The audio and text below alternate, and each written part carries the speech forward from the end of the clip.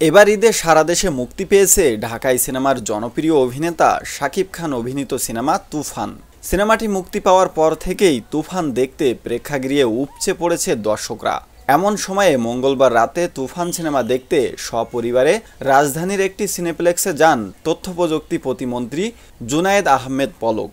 সিনেমাটি দেখা শেষে হল থেকে বের হয়ে সাংবাদিকদের সঙ্গে কথা বলেন প্রতিমন্ত্রী।